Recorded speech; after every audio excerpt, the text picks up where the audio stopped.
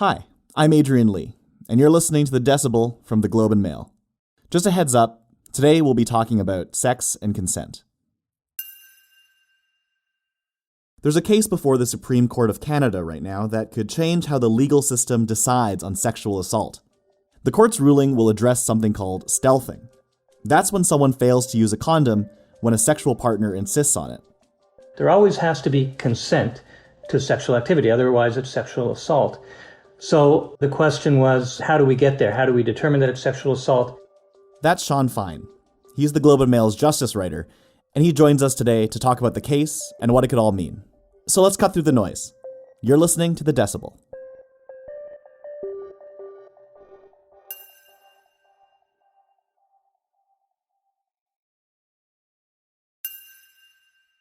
Hey Sean, thanks for joining us.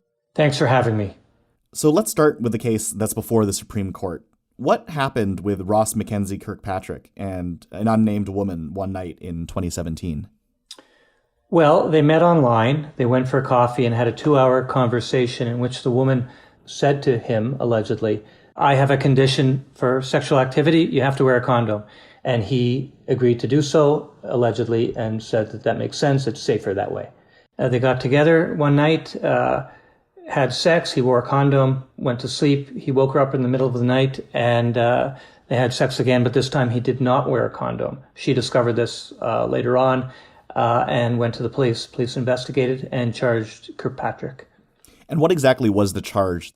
It was sexual assault. And then what happened once police did press the charges? Well, it went to trial and the trial judge found him not guilty. The Crown appealed. The appeal court ordered a new trial, and then Kirkpatrick appealed to the Supreme Court of Canada, which heard it the other day. So is this stealthing? Yeah, so this fits into this phenomenon called stealthing. Stealthing is it's something that governments are becoming more and more concerned about. It is where someone either destroys a condom or removes it or just refuses to wear it. So you said the initial verdict at trial was not guilty, and that has been appealed. What exactly is the court being asked to decide on that? Two things. First, on his case, whether he should have a new trial or whether they will just restore the acquittal from the trial judge. And secondly, what approach to use to decide whether he was guilty of a sexual assault. They're not deciding whether he's guilty. They're just deciding what approach should be used and whether it should go back for another trial. But the whole thing has to be understood in light of a 2014 case that the Supreme Court ruled on. That set down how to deal with these cases of stealthing, although they did not use that word. So in 2014, there was a case of a man who was told he had to wear a condom. He poked holes in it before wearing it. Then he wore it. The woman got pregnant. And the man was convicted of sexual assault, but appealed it to the Supreme Court of Canada. And the Supreme Court, there were 7 judges on that case. They all said that was sexual assault. But they had 2 different approaches for figuring out why it was. The majority of 4 judges said it was sexual assault because the man committed fraud that nullified the woman's consent. There always has to be consent to sexual activity, otherwise it's sexual assault. So the question was, how do we get there? How do we determine that it's sexual assault? The minority said, we don't need to show fraud. All you need to know is the woman sets that condition, the man doesn't keep to it, that's sexual assault.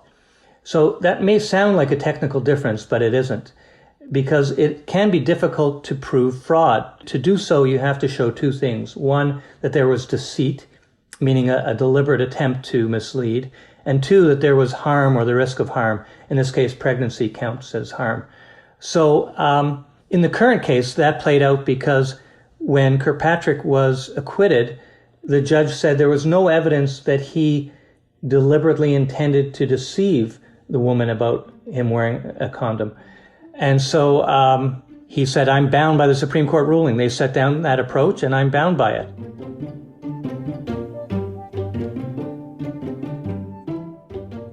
Then the case went to the appeal court in BC. That's the highest court of the province. And they said, well, the trial judge misinterpreted that 2014 ruling.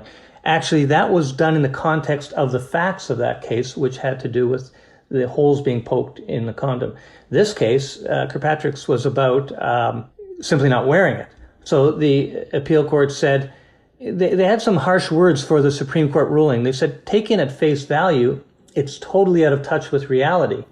So they had a way of interpreting it to give it some common sense, I guess you could say. And then it went to the Supreme Court, and they looked at this, and I don't think they're going to buy that approach of the appeal court, that it was simply a misinterpretation of their earlier precedent. Why not? What the court is doing here is they are interpreting the law of consent.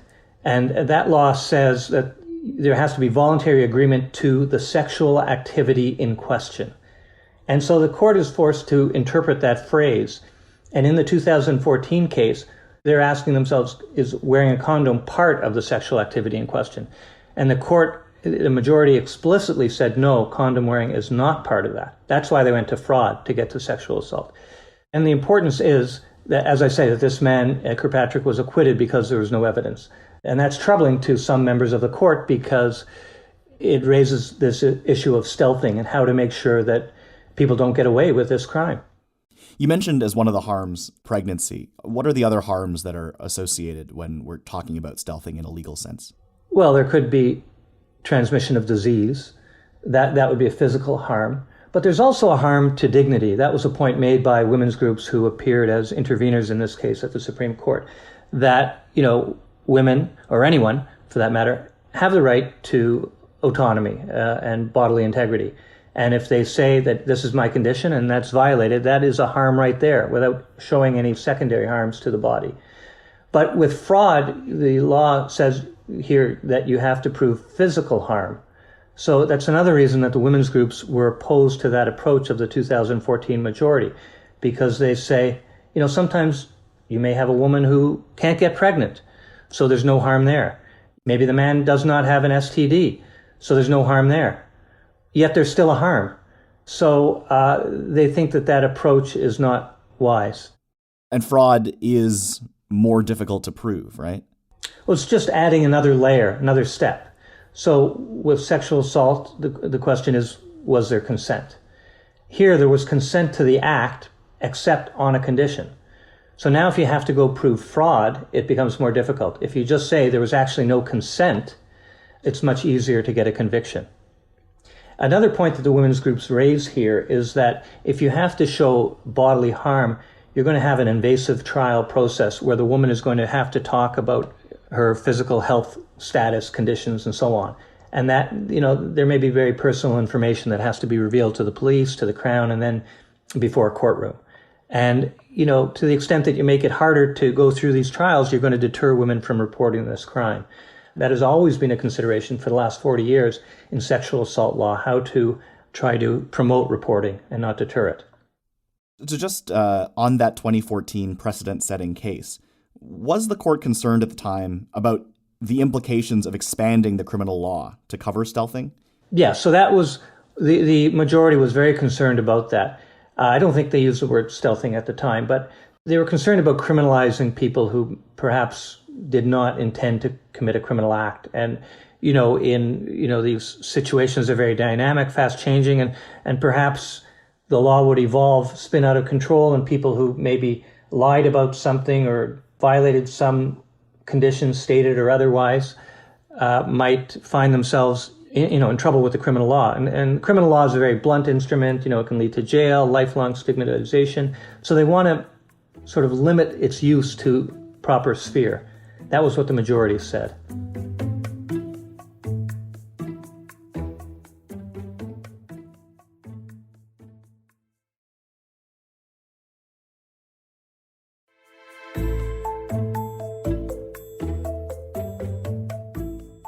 So on November 3rd, last week, the justices heard arguments in this one-day hearing. Can you describe how things work in the Supreme Court? What's it like there? Well, I actually find it quite entertaining when I go there. But now the court is closed to the public, and the lawyers are all doing this by Zoom. So they're sitting either in a home office or in their actual office and talking to the court. The court has been split into two benches. Usually it's one, now it's two because of COVID for social distancing. They're all wearing masks. And it's a real give and take. It's not about giving an hour-long dissertation. It's really about cutting to the quick. And In this case, there was a lawyer for the BC government. The BC was the government that prosecuted the case.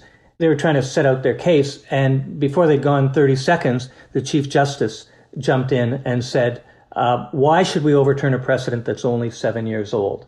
So that was a very important question for the court. Precedents are how courts operate. They follow precedent. They follow frameworks that are set. They're not just running by the seat of their pants and on basis of personal opinion.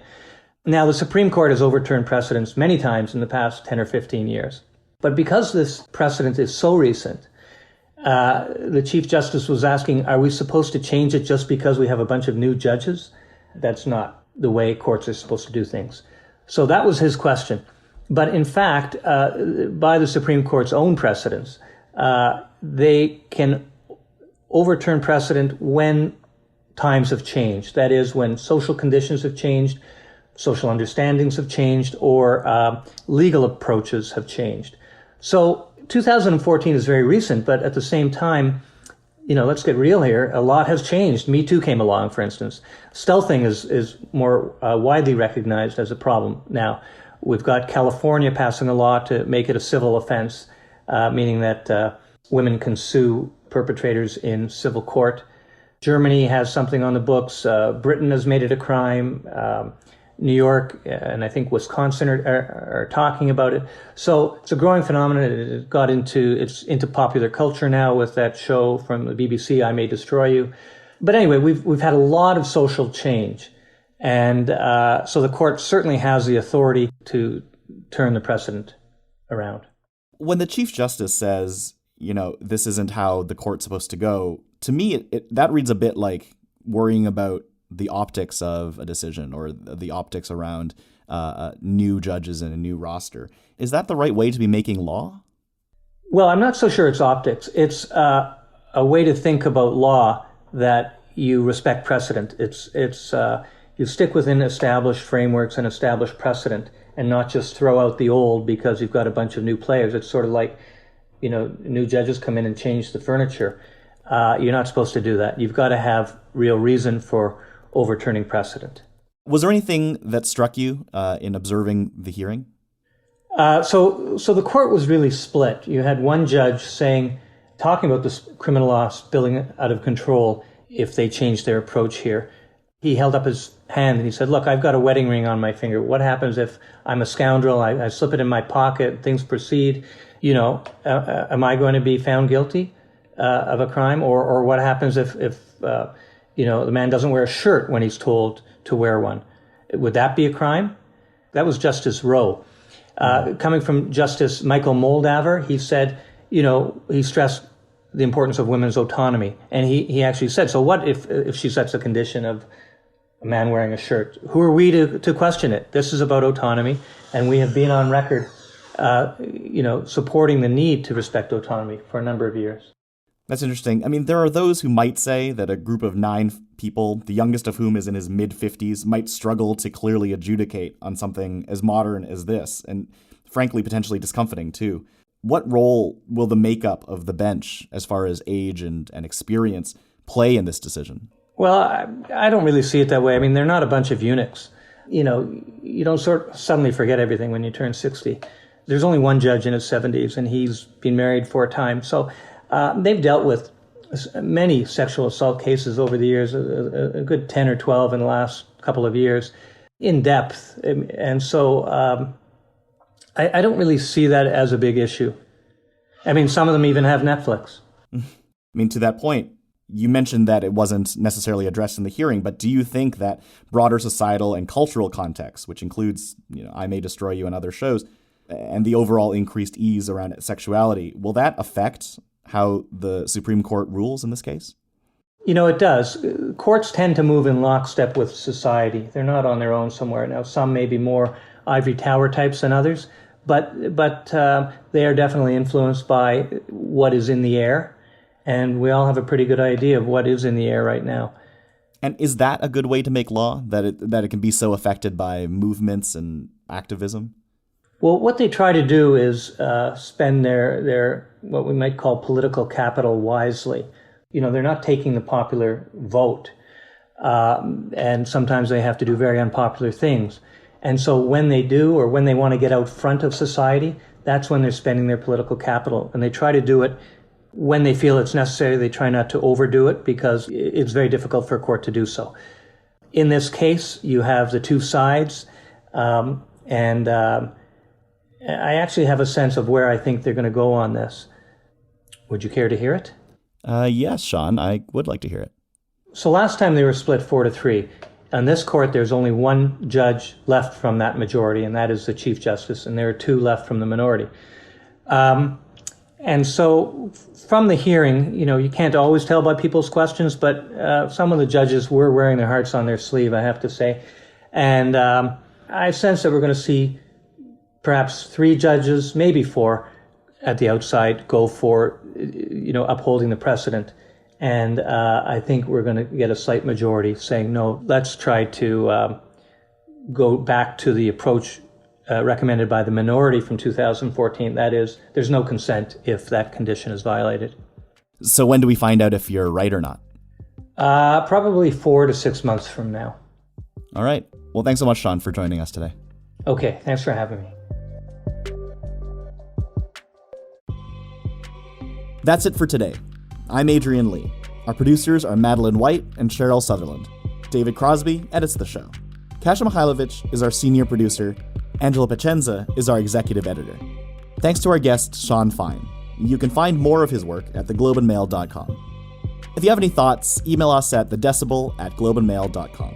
If you want to reach me, I am grudgingly on Twitter at Adrian K. Lee. And if you haven't already, hit that follow button wherever you're listening so you never miss an episode. Thanks so much for listening, and I'll talk to you tomorrow.